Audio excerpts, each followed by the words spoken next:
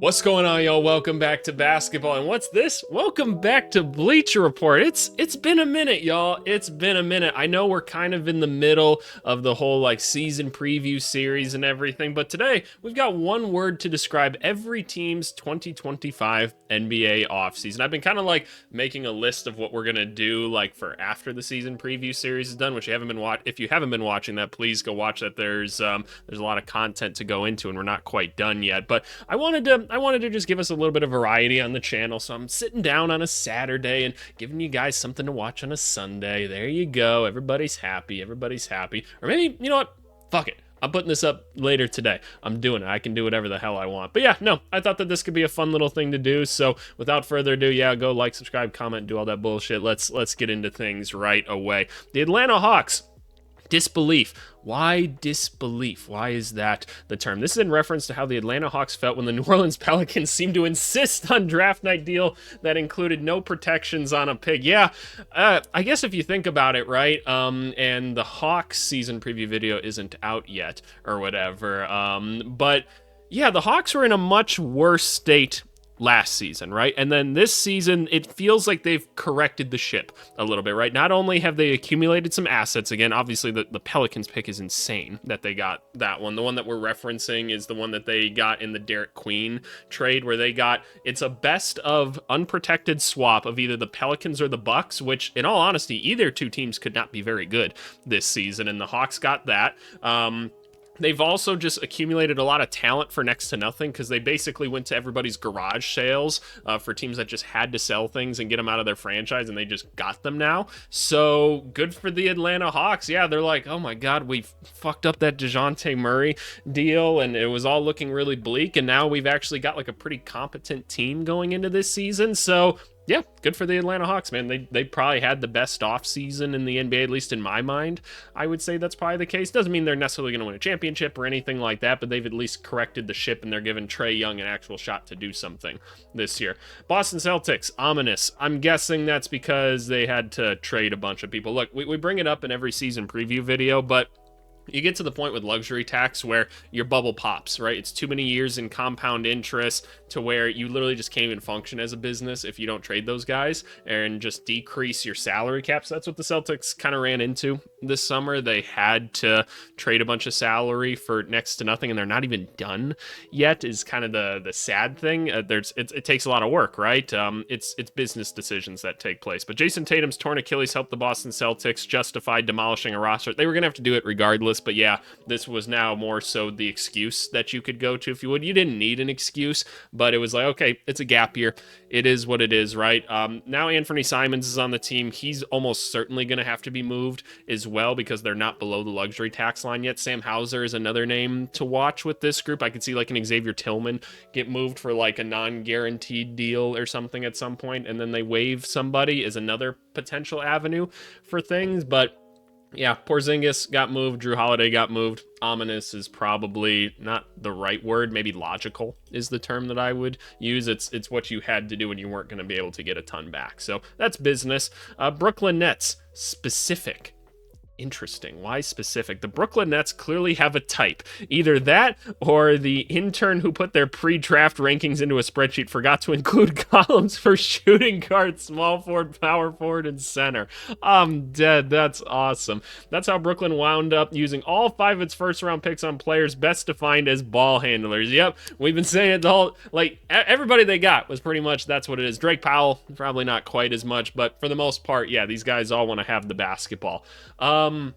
You can interpret this in a couple ways. We were saying going up to the draft, you cannot do this. You can't just put 5 rookies on a team. That sounds like a coach's nightmare. I would not want to deal with that, but that's what they went and did anyway. So that's one avenue. You can say, well, one of these guys has to work, right? Which is probably fair to hope, right? That at least one of these guys is going to work out. But I don't know. It was just such a weird draft. And obviously the rest of this offseason has been pretty smart by them. They're just kind of following the rebuilder's handbook, if you would. Take on contracts that people don't want, get draft picks to go along with them. Fair enough. But yeah, specific, I would say, if I had to do one word, odd is what I would say for them. It's weird. It's very, very weird. I don't understand their draft necessarily at all, but the rest of the offseason has been pretty logical for them. The Charlotte Hornets measured. Interesting. What do we mean by that? Because I don't necessarily disagree. You used to be able to count on the Charlotte Hornets chasing short-term gains at the cost of long-term sustainability, but those days appear to be over. That's what we keep saying, man. New regimes in for Washington and Charlotte, two teams that are historically poverty franchises, and mind you, still are, as of right now, until proven otherwise, still are. We need results first, but they are making logical moves, which is very, very new for us. All of a sudden, the Hornets seem to be making like long-term plays, like whether it's just taking advantage of little deals where they're taking on draft picks, right? Drafting people that maybe are more culture fit rather than anything else. You'll hear me say on the channel a lot, you don't go for the best player, you go for the right player a lot of the times, and it seems like they've been doing that. They were able to move on from Mark Williams. They brought in Colin Sexton for free, basically, which was so weird. They got those picks for Pat Connaughton. Yeah, like they're truly following the rebuilder's guide to things right now. So good job, Charlotte. I'm not sure they're going to be very good this year, but at least this front office is doing the right thing. And it's worth saying as well, their new regime came in at a weird time because they took over during the start of a already happening rebuild. So there was all these kind of young players already in place that they're like, okay, we kind of have to evaluate this young talent that we have because we didn't pick this talent. So we have to see what's going on. So they kind of like, we're in a rebuild. Now they're kind of watching and waiting. And then they might enter into a fresh rebuild, which sucks for fans, but that's probably for the best. Hornets fans, you should feel good that this team seems to be going in a better direction, but we'll see. We'll end up seeing what happens. Chicago Bulls caved, my favorite team, just for context always. We always try to be objective still. Caved is an interesting word because I'm guessing they're referring to the Josh Giddey contract. I thought the contract was fine. Josh Giddey's 4-year, $100 million contract isn't the everybody's happy compromise it appears to be. Okay, I mean, $25 million, for those of you that aren't aware, $25 million is kind of the going rate right now for like starter basketball players. So the fact that Josh Giddey got just like starter money, that seems pretty good. He seems to be an above average starter, so I think it's a great deal for the Bulls. Maybe it's definitely not what Giddey wanted, but I mean, it's not a bad contract. The Bulls had all their power negotiations with their restricted free agent. Well, yes, that is correct, but there is a little bit of power in Giddey's camp by saying like, look, you guys traded like all those assets and the only thing you really walked away with is Josh Giddey. So if you don't get him extended to a contract, you guys look really fucking stupid here. So that is part of it. And look, Giddey was good at the end of the season, right? Context is always important, but Giddey was good. Any talk of the Brooklyn Nets coming off the top rope? Yeah, that wasn't going to happen, blah, blah, blah, blah, blah. Giddey lacked leverage and still emerged from restricted free agent with a fully guaranteed. I don't think the person that wrote this article understands that that's a pretty solid deal. I know it looks like a lot, like 100 million, but 25 million, that's an like average starter, like solid starter money right there. So actually, I think you got a deal all said and done. He wanted like 30 something million, mind you, and because that's more like the Jalen Johnson kind of up and coming star player type thing. And I don't think Josh Giddey's ever going to be like an all-star or anything, but I think he's a very good player. So I think it's a fine contract. I really think it is. Cleveland Cavaliers focused. Okay, interesting. Lonzo Ball almost certainly won't play as many games as Isaac Okoro would have, but the Cleveland Cavaliers still won the offseason trade. Yeah, I'd agree with that. They had to trim a little bit of fat salary cap-wise, which they were able to do, and they were able to replace a Ty Jerome that they weren't going to be able to maintain. Obviously, injuries and everything play into this team's offseason as to, like, is Lonzo going to be healthy? Strus is already injured, right? There's a lot of questions there, but I think overall, like, Lonzo Ball is a great add to this team if he can be healthy. The Cavs clearly prioritized their playoff roster over the summer. A wise move for the team, blah, blah, blah, blah, blah. Yeah, I mean, what's the word they used? Focused? Yeah, they didn't do anything, like, too crazy or whatever, which I think is good, but I think the smaller moves they made a lot of sense. So I think Cleveland had a pretty laser, like, focused and good offseason. I tend to agree with this one. Good for Cleveland. Dallas Mavericks, insufficient. Ooh, do tell. Is this in reference to the fact of we traded Luka Doncic, and so it's still not good enough to justify trading Luka? Because if that's the case, it's like, well, Yeah, that's now we're looking outside the scope of just the off season, right? And our evaluation. And yeah, of course that changes things. Accidents are not planned. So Dallas Mavericks GM Nico Harrison didn't deserve credit for the odds of no, I don't think anybody is giving him credit for that, except there are some people that still put on their tinfoil hats and think that the NBA lottery is rigged. And I will always say it must be so nice to just live in delusion and like confusion at all times. Take your fucking tinfoil hats off, y'all, and go read a fucking book. But Flag is the walking lifeline who may bring many livid Mavs fans back in the fold. Oh yeah, Dallas, you were in a rough spot if you didn't get Cooper Flag, an absolutely rough spot. It still sucks, but is what it is. And in come the comments of people being like, EVC, we're done talking about the Luka trade. No. Yep, so they re-signed Kyrie. All of that stuff is good. Like, here's my thing. Nico Harrison's done a really good job outside of doing, like, probably the worst trade in, like, NBA history, right? Which, that's obviously a big deal, but otherwise, like, dude, he did another good job this offseason, man. Like, bringing in D'Lo to kind of hold the ship down on a very good contract until Kyrie can come back. This team's got a ton of depth. They've got tradable contracts that, like, it's just awesome. I'd be shocked if PJ Washington survives being on this team at the end of his like new deal or whatever, but it's a great deal and you're going to be able to turn him into something else really, really good at some point. And the reason I'm saying this is because you just don't need PJ Washington long term, but like Gafford's like all locked up now. You got PJ locked up. You got a ton of other great talent on this team going forward. I think it's fine.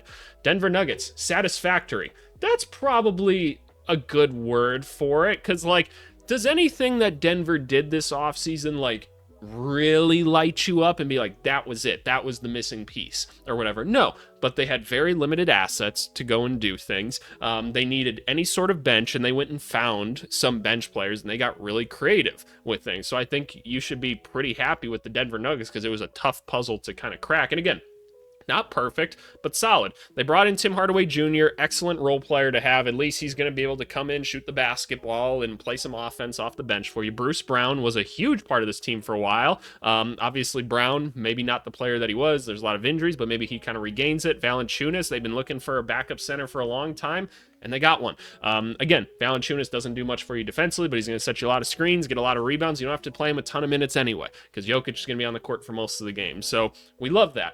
Also, they were able to take Michael Porter Jr. as a very good player for them that I was very much on the camp of like, I would not trade him unless you know you're getting something good for it. But this team was able to make cap flexibility by going getting a very comparable player in Cam Johnson, who also is very good at being like an elite role player for much, much cheaper. You did have to give up a pick to do so, but it is what it is. It gave you the cap flexibility needed to go and add some depth to this group. So I thought you did a really good job solving the puzzle. Satisfactory feels like a good word. Job's probably not done yet, but we did some stuff.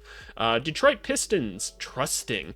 Okay, I can kind of see what you mean here. Trusting in this young core that maybe doesn't logically fit together very well, but let's see what they have to say. Karis LeVert and Duncan Robinson could be neutral value replacements for Dennis Schroeder and Malik Beasley.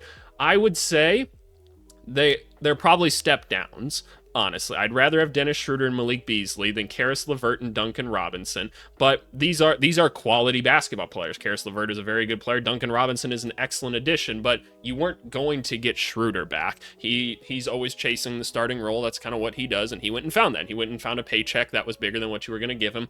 The Malik Beasley situation, he might still come back, but we don't know that as of this moment, and he's a substantial loss, right? I don't think people understand how big of a player this guy was for them last year, but Duncan Robinson is at least a replacement in role to him. And then Karis LeVert, again, good basketball player. So yeah, it's a tough one. It was a tough position to be in. That won't matter as much if the young players already on the roster improve as the team expects. Well, yeah, that's going to be the thing, right? Can Jalen Duren start to learn how to play some fucking defense? Like, will Asar Thompson be able to contribute a little bit more, like, playmaking-wise or whatever? Will Ron Holland not be as much of a goofball in his second season? That's going to be a process, but we're going to get there. Jaden Ivey's going to be back, right? So maybe you don't need Schroeder as much, and maybe Ivey will start to look like what we saw out of him last year. So trusting in, like, the young core is probably the right decision for this team to do, because it was in kind of a tough spot being able to keep those guys. But I have no problem with what Detroit really did this offseason. Golden State delayed. Yeah, so Funny enough, just for a little pull behind the curtain, I've got a lot of these videos pre-recorded. I know there's 2 weeks still of videos for you guys to watch, weeks 5 and 6 of the season preview series. I've got almost all of them recorded right now, except for the Warriors, just because it's not happening yet. We're waiting on the Jonathan Kuminga thing. I believe is it the second or the third when they have to decide on this stuff? Do they have it on here? They don't, but basically there's a deadline for him to take the qualifying option or not. Let me make it abundantly clear where I stand with this whole situation, because I was telling Warriors fans for the longest time this offseason, don't worry, I'll get figured out. It's not a big deal. You'll have a roster. It's taking too long now. This is getting fucking ridiculous. You need to get rid of this guy. You absolutely do. And look, I'm talking about this from two perspectives. One, he doesn't want to be there. Two, he's not helping your basketball team. He just doesn't. And that's not to say Jonathan Kuminga is not talented. He is. The expectations he has for his contract and whatever his camp is telling him is absurd. Like, there's no way that, like, it makes sense for him to be going for all that money. It just doesn't. I know he wants to get traded. That's the main reason why they just keep asking for more and more and not just signing the damn contract. But it's just frustrating at this point. These two teams need to trade him. I don't care if you don't get a ton back. Having Kuminga on the team is not going to be beneficial to you because he doesn't fit in the system. The Warriors aren't going to change the system. It's stupid on both ends, honestly, but you just need to move on from him. You just do. You've got a great core with Curry, Draymond, Jimmy Butler. I think Quentin Post is going to be great for this team this year. We know they're going to sign Horford. Melton will hopefully be healthy. It sounds like Seth Curry is going to be back with Gary Payton as well. Like, we kind of know that these guys are on the team. They've had like handshake deals for like 3 months at this point. They just literally can't sign them until the Kuminga stuff is done. It's not a complete roster by any means, but it's at least something. So I guess we'll see. I guess we will see. But yeah, delayed, that is the right word for this right now. Houston Rockets, terrifying. Okay, what do you mean? Propelled by athleticism and formidable defense, the Houston Rockets finished second in the West last year. They took the vastly more experienced Golden State Warriors to 7 games in the first round. Yeah, it was fun. Expect even more than that following an off season that swapped out Jalen Green for Kevin Durant. Yeah, that's a huge swing right there. Dylan Brooks for Dorian Finney-Smith. That's pretty solid. And added Clint Capella to the center rotation, who you might need to move now. New faces to the Rockets, blah, blah, blah, blah, blah. Reed Shepherd barely played last year, but remains a well, that's maybe an exaggeration. Who should get more reps in the second season. Both will take on a much larger role. They're talking about Amen Thompson and Reed Shepherd because, yeah, Fred VanVleet tore his ACL. That sucks. That really sucks because there was not a lot of depth at kind of that role for this team of being like the creator, if you would. Because here's the thing. Kevin Durant doesn't necessarily do a ton of creating at this point. Like, he will just go get shots for himself, but he's always like, hey, just let me kind of go do my thing and I'll go get the buckets for the team as needed. And he's going to be perfectly efficient at all of them. And that's perfect, right? That's awesome. You need the guy to kind of create like the rest of the offense and kind of steer the ship a little bit, though, and that's what Fred was going to do for this team. Amen Thompson is the next logical option. He's shown that he can do that in other parts of his like career, and I'm talking even pre-NBA. Like, that was a lot of what he's kind of done, is he's kind of the point guard of the two twins. So I think this is a good excuse to keep him developing in that role. I think that's more than fine. I think you should feel fine about that if you're a Rockets fan. Reed Shepherd definitely going to have to get some burn now on this team. Last year, not that great for Reed Shepherd. I know that a lot of people, they have like weird like blaming things on the Rockets for his play last year, which I don't completely understand. I think you guys know where I stood with this prospect, was like, you shouldn't expect quality defense out of this guy. I think he's a very smart defensive player, but the size stuff does worry me, and I don't think he has the creation skills to really set himself and others up for things right now. I like to think he'll still be a good shooter. Like, yes, I know the shooting numbers were bad last year. I still have belief that this guy can shoot the shit out of the basketball once we get some confidence out from under him. But yeah, he's gonna get the chance to probably step up now. I'm not sure it's in the correct role, but I guess we'll see. So terrifying, I'm not exactly sure what the terrifying is. Had Houston done nothing, it would have been a good bet to secure home court advantage of the first round play. With all the upgrades and in-house growth potential, the Rockets announced themselves as contenders. Oh, so they're saying terrifying is in this team is scary now? Yeah, no, I would agree. Having Kevin Durant with this elite defensive group around him is pretty nuts. Indiana Pacers, cowardly. Totally agree. Can I just say, like what is the proper term? Like, lack of loyalty, just like bullshit. Like that is exactly how I describe the Pacers offseason. Look, we knew the Pacers were going to enter a bit of a gap year as well, right? We already kind of talked about the Celtics and everything. Pacers, they lost Tyrese Halliburton in the finals. He's going to be out for the season now, most likely, right? That's just what it is. He tore his Achilles. You just were in Game 7 of the NBA Finals, and the Pacers decided, instead of like trying to keep their core together, that they were going to let an extremely critical part of their team in Miles Turner just walk for nothing, all because they didn't want to pay him like what he deserved. This is a guy that, and here's the whole situation, right? Basically, Miles Turner said, hey, give me like starter level money, kind of like what we just talked about with Josh Giddey. Give me that. The Pacers were like, yeah, we'll give you like maybe like 20-ish million, something like that. What is it? $1 after the Pacers failed to offer him. Yeah, it looks like 22 is the max. So that's less than starter money.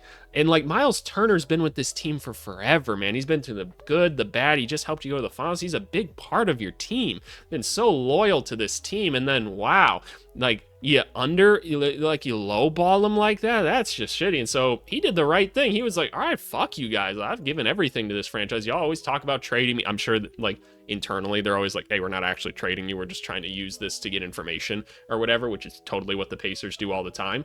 But he's like, fuck it, I'm going to the rival then. And he went to Milwaukee and went and did his thing. So yeah, cowardly is a good word for it, man. It's just stupid. Like, why? I don't understand. Like, it sends a message to your organization that you're not real about this shit, man. You don't actually care about winning. I don't know.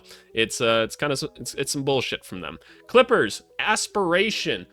Okay, I'm curious. What do you mean by that? Too easy, right? Fair or not, the LA Clippers summer and potentially the next several seasons will be defined by the outcome of an NBA investigation. Yeah, the whole investigation stuff. I know I haven't done like a video on it. I'm not a lawyer or whatever, and there's not a lot of precedence in the NBA for if Kawhi like is found out to be like kind of guilty in this process of Steve Ballmer kind of paying him under the table, right? I mean, if that comes out to be true, I mean, the only reference that we have, I believe it was like Joe Smith with the Timberwolves back in the day when the Wolves lost like 5 draft picks or whatever. I don't know what comes of this. I really don't. I'm sure if it's correct, the NBA is going to hit them really hard. And if you don't have Kawhi in any situation like that, fine.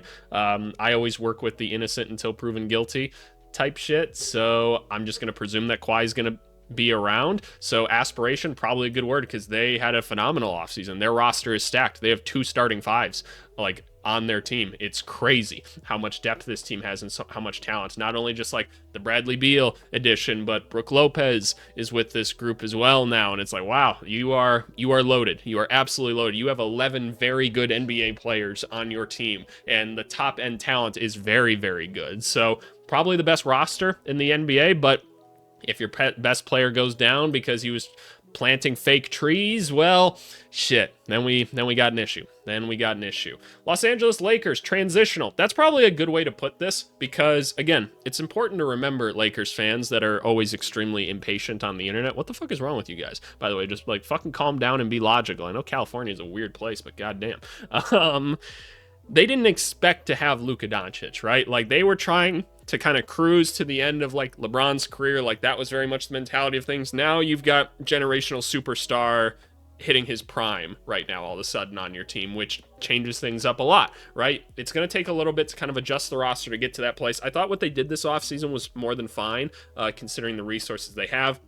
Losing Dorian Finney-Smith sucked, but I thought you did fine with the money that you had. You brought in Marcus Smart. You brought in LaRavia that I think will be serviceable. DeAndre Ayton is a huge part of this team if he just does what he needs to do this year, which he has the talent to excel in. He could have a phenomenal season with this team, and it's one of the things I'm looking forward to watching more this year.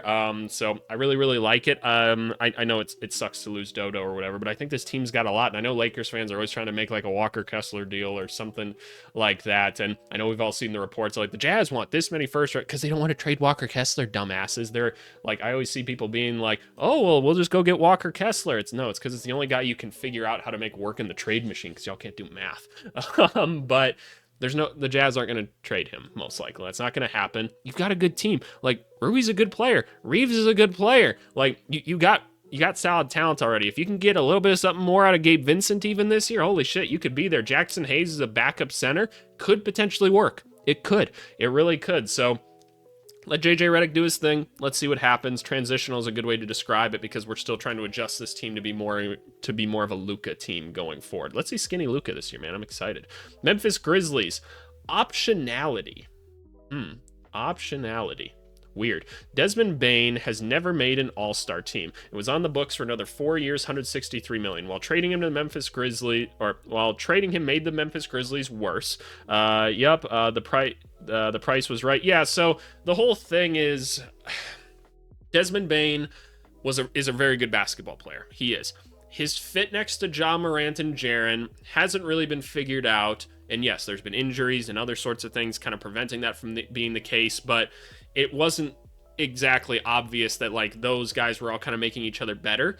And so the Grizzlies were also like, hey, we want to give Jaren Jackson Jr. this extension, right? But we can't do it with how the team is like currently set up. So they started shopping Bane around because they're like, okay, we'd rather keep Ja and Jaren, right? It makes a little bit more sense to keep them over Bane. And they found a taker. They got a solid basketball player back that should fit their team in Kentavious Caldwell-Pope.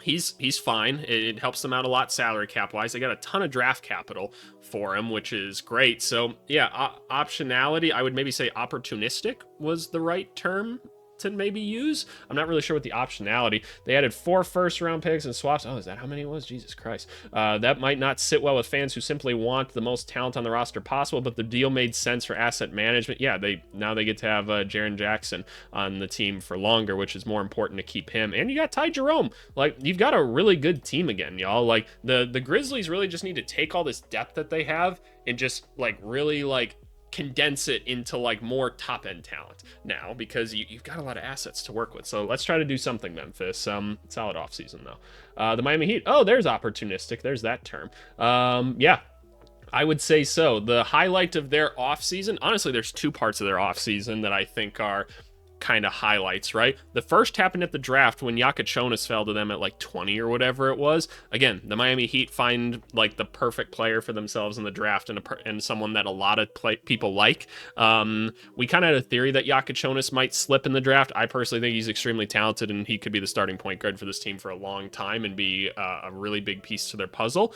He's still a rookie, so let's give him a little bit of time, but I really like the addition. And then, yeah, let's not forget that they just got Norman Powell for like free, because the Clippers didn't need Norman Powell anymore. It just didn't work for them, like playoff wise. It was a bit of a redundancy to have him on the team. He was a borderline all-star player though last season, and so they went and got John Collins in this kind of 3-team swap with the Jazz and the Heat. John Collins is a much more of a player need than them, so they're like, okay, someone's got to take Norman Powell, and the Heat were like, we would love Norman Powell. We need more shot creation and stuff like that. So now you have him.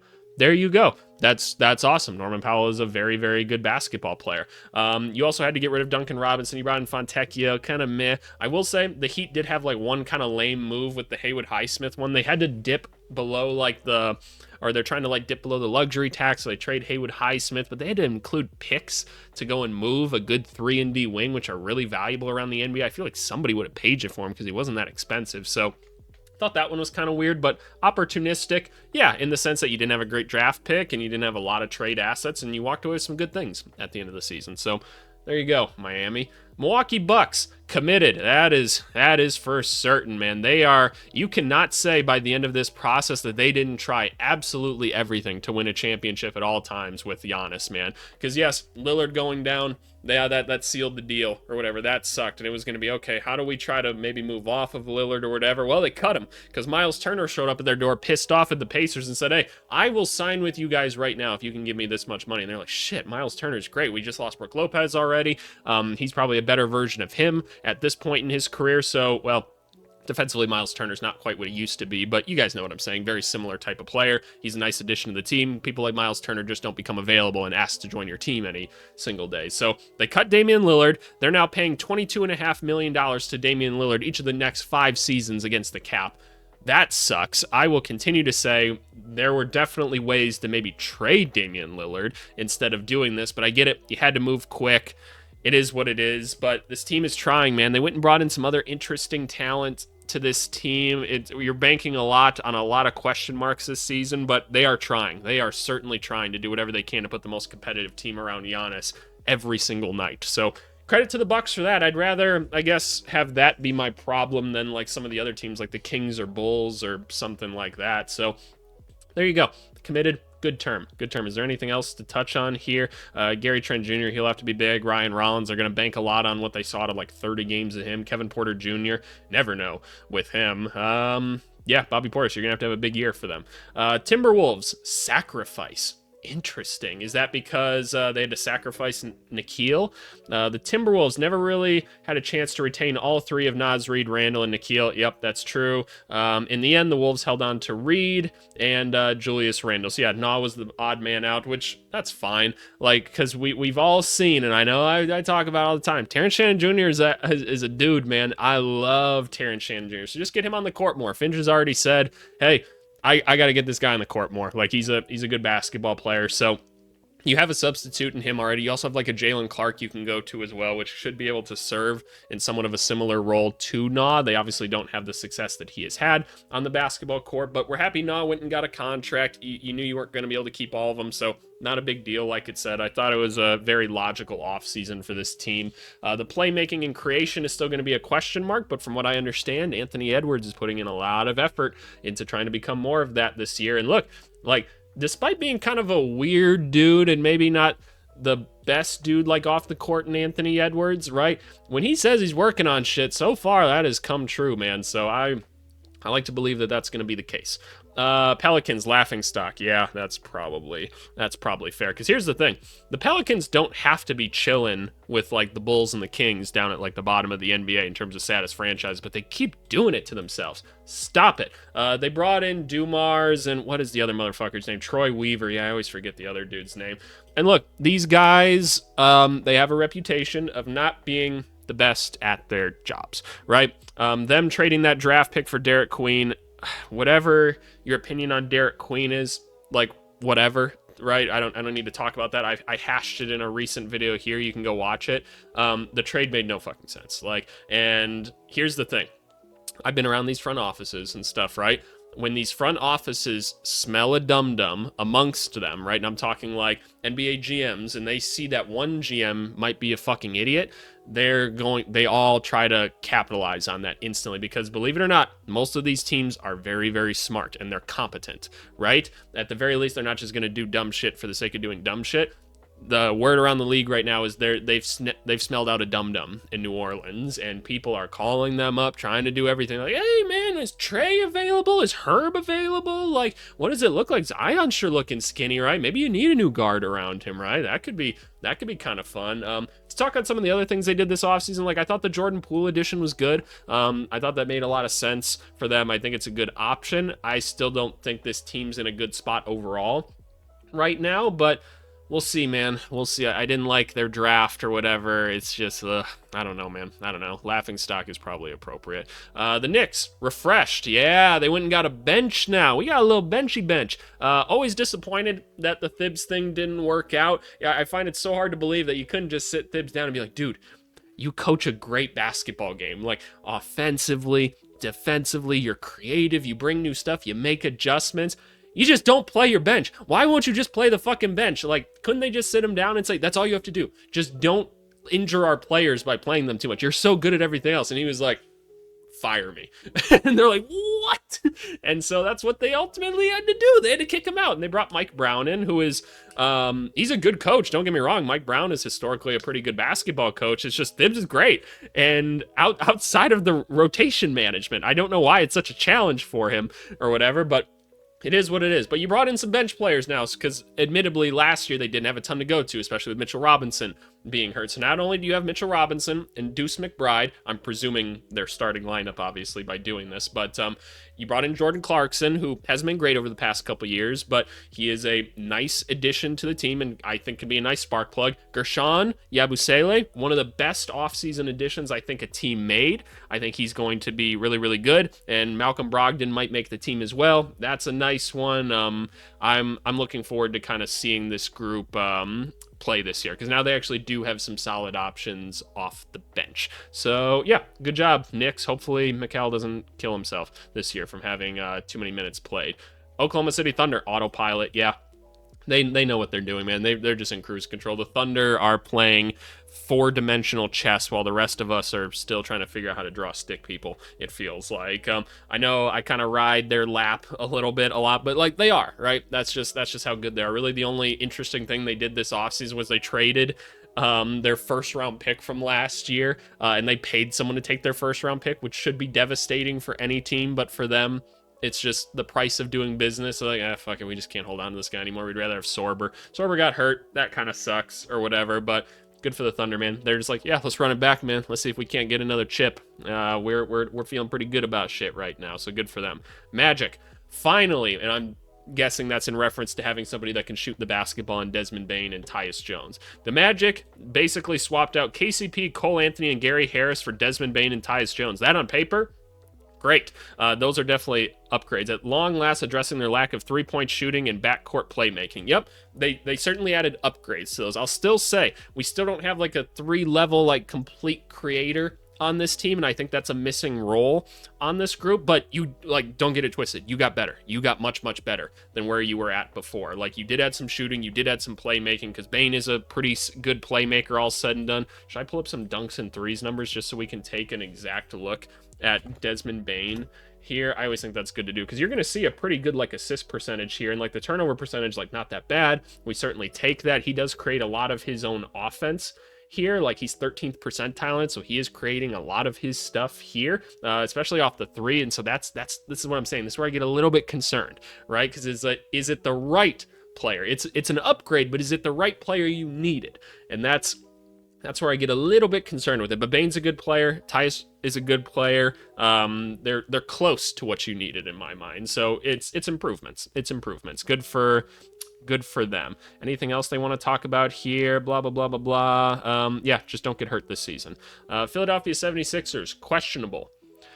What even did Philly do this offseason? What did they do? They lost Yabusele. They weren't going to be able to keep him. Jordan McCain got injured lifting 5 pounds. I know that's a bad joke, but you know what I'm saying. Oh yeah, they got VJ Edgecombe. That's awesome. That is super exciting. Remember, Philly fans, if it doesn't work out this year, you've got a really good young core between Tyrese Maxey, who's amazing. Hopefully the Quentin Grimes stuff figures itself out. He wants way too much money for the amount of leverage that he has. I think he maybe deserves that much money, but again, he has really low leverage. You got VJ Edgecombe, you got Jared McCain, who has been hurt a decent amount now. And I like Bona.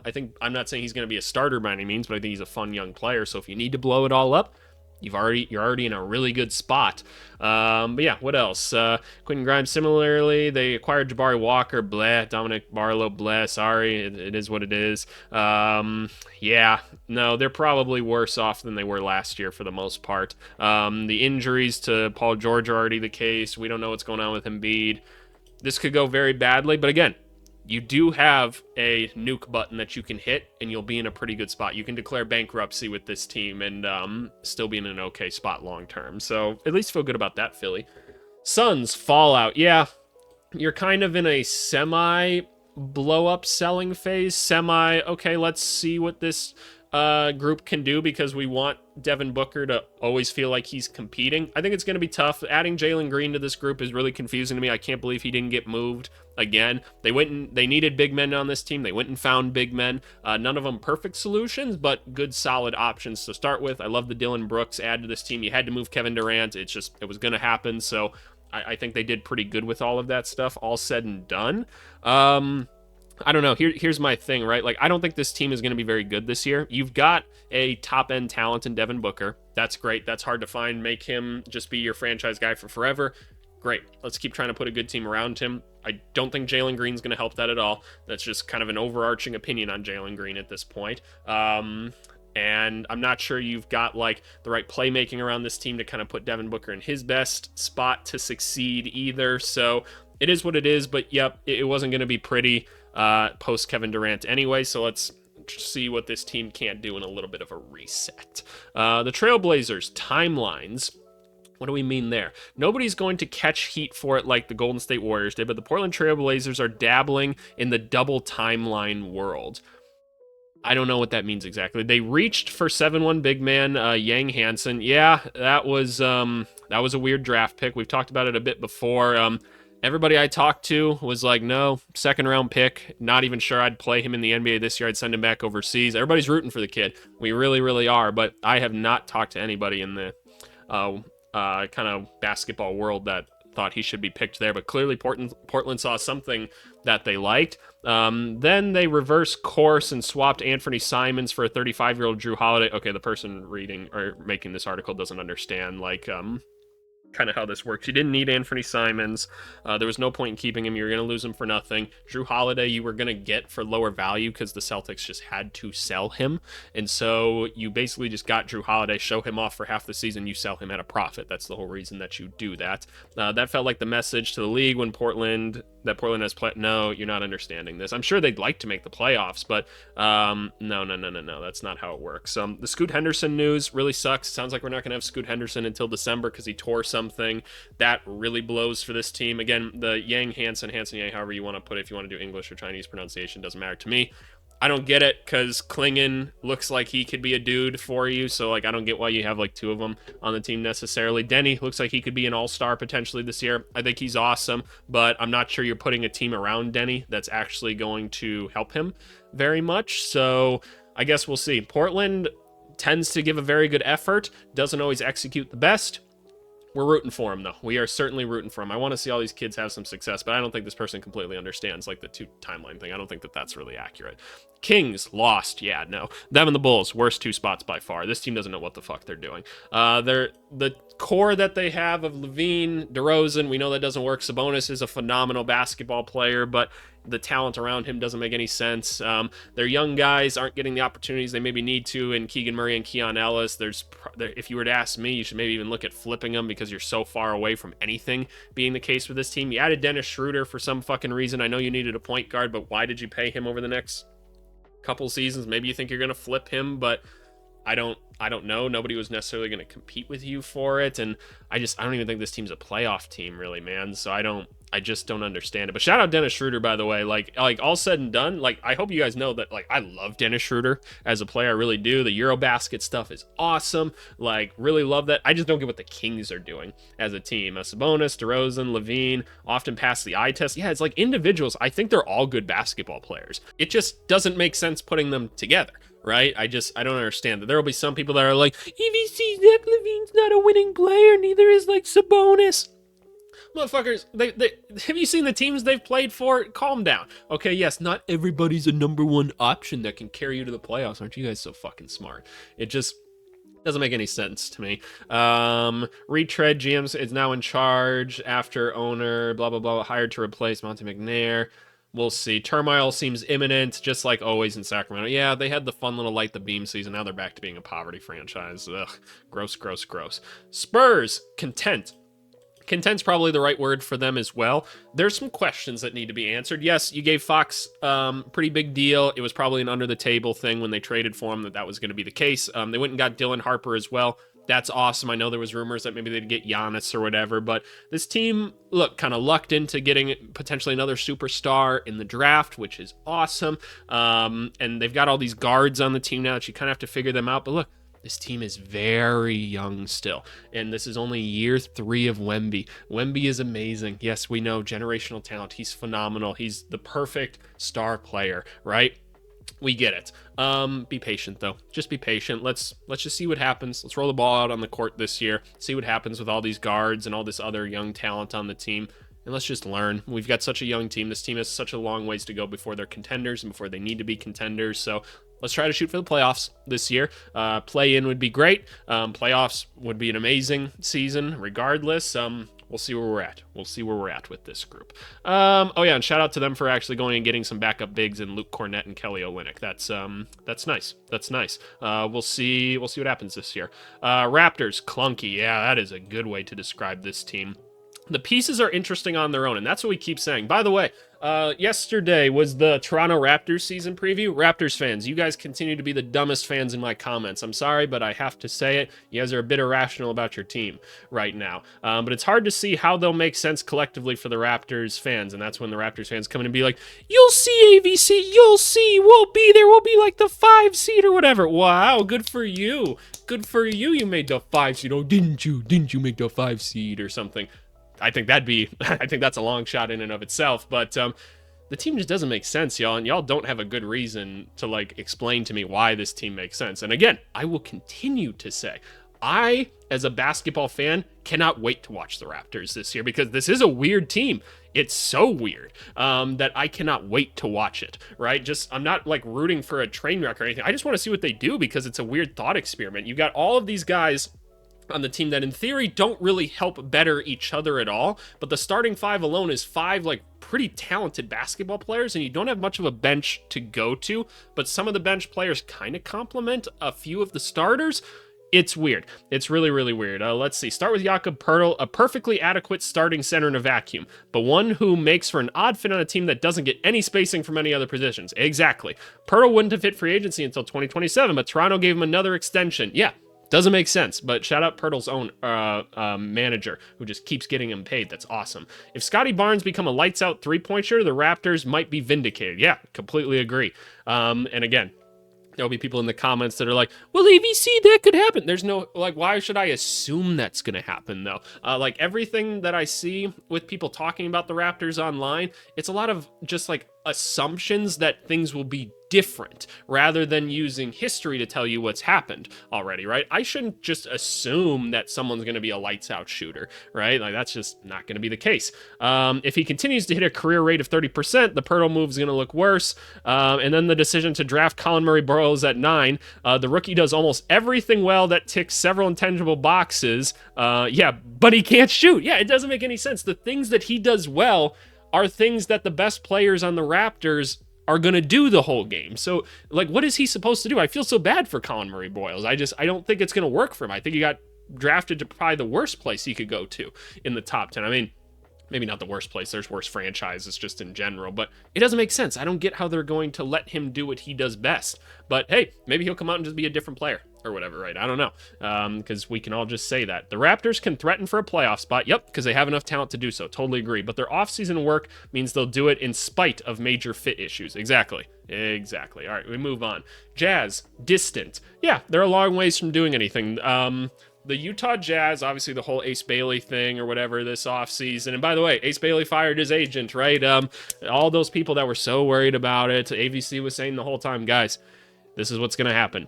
He's going to go to this team. He's going to realize, because he hasn't actually had any smart people around him probably in his life up to this point, that it was stupid to have your friend's dad be your agent that isn't actually even a licensed agent. And so then he got around the NBA, and I guarantee you what the Jazz did is they just stuck him next to Lauri Markkanen the whole offseason and some of the other vets on the team. And they're like, hey, dum-dum, don't do shit like this. Do you want to make more money and not be like hated? And he's like, well, yeah, sure, because he's just a 19-year-old. And they're like, yeah, go sign a real agent, dumb fuck. And he was like, oh, okay. And there you go. Now it's all better now. Now you don't have to worry about him anymore. Ace Bailey's a phenomenal talent. Jazz fans, your rebuild started now. You've been kind of like stalling the rebuild up to this point, and I think the Jazz did it in a pretty strategic way. All said and done, and it starts now. You're a long ways away, but that is what it is. They're a long way from wherever they're going. Yep, you have Bailey. That seems like that could be a guy for you. I loved the Walter Clayton pick. I actually like John Tanji as well, so I'm excited to see him. Yeah, all the young guys are going to get a chance to show their stuff this year. Keep Lauri Markkanen. You want to keep guys like that on the team, because look, he's not going to like make you, or he's not going to hurt the tank at all by having him on the team. He's going to be good for growing young players. I personally don't think the Jazz are in a bad spot. I really don't. I think they're in a more than fine spot. It's just, you got to be patient, but you're entering into a fun stage of being a fan. You get to watch the start of young players, and hopefully they turn into something. Hopefully they do. You definitely need to add some more young talent to the team, though, so that's what the next year is. Wizards, optimized. Optimized, I don't know is the word. Maybe I feel optimistic about this team. Like, for once, I'm not looking at the Wizards. I always feel bad because, the Wizards are always at the end of these lists, and we always have to be like, and there's the fucking Wizards, and they're just the worst. Like we talked about with the Hornets, they've had a good, year and a half of making logical moves, and this new front office is kind of like, okay, you're doing all the right things right now. I'm still not going to trust this organization until we get some actual results by the end of it, but for once, the Wizards are making moves, and we're like, Oh yeah, no, good idea. Great idea, Washington. We like that. That's really good. They didn't get the draft pick they wanted. They got Trey Johnson. He's going to get a chance to do his thing this year. They've got a lot of nice vets on the team to help the young guys grow. I think that's awesome. They've been accumulating draft picks. All of this is awesome. All of this is awesome. Yeah, I know we're expecting a lot of Cam Whitmore. I'm not so sure I believe that necessarily, but I'm excited that he's going to get a chance to show his stuff. And that's going to be what this year's all about. Young players get a chance to show their stuff. Got some vets on the team to try to actually teach them and be smart people. Just keep following the Rebuilder's Guide that we always reference in this channel. Just keep taking on vet players, get draft picks, try to build this team up the right way, and I think you're going to be okay. But yeah, they're probably still going to suck this year, which is fine. It's totally fine. But anyway, that's the article, man. Let me know what you think of your team's offseason down below. Again, I just want to give you guys something a little bit different, just something a little bit different, because look, I've been doing a lot of the season preview videos or whatever, which is great. And it's the dead point in the basketball calendar, so I'm not really incentivized to put out a 6th video during the week, but I wanted to change it up just a little bit, and I thought this article made some sense. So anyway, more season preview next week. Go take a guess as to which team we're going to start off with next week. It's looking like people are thinking it's the Trailblazers. So there you go. Should we do a comment to the video? Fuck it, let's do a comment to the video. All right, y'all, comment to the video is coming from our Toronto Raptors season preview video. Definitely go watch that one. There's some interesting editing going on in this one, but it comes from Giddy16 here. He says, all right video, but Billy from across the street also broke down the Raptors, but in half the time and in more depth. Oh, I can't fucking stand that Billy. I could never beat him, and I hate him so much. And he probably did make a banger video, but I'm not gonna watch it. I'm not gonna watch it. But no, we love the little inside jokes around here. So as always, go join the Discord. Link is in the description. What is going on here? Wait a second. Is this video in a different language? What the hell is going on? What is? Whoa, whoa, whoa, whoa! Why did this get auto, like, what the shit? Do you guys see this on AVC's Toronto Raptors season preview video? I don't know why this is in a different language. I don't know what's going on here. I'll address that later, potentially. Okay, thanks so much for watching, everybody. Have a good rest of your weekend. Bye.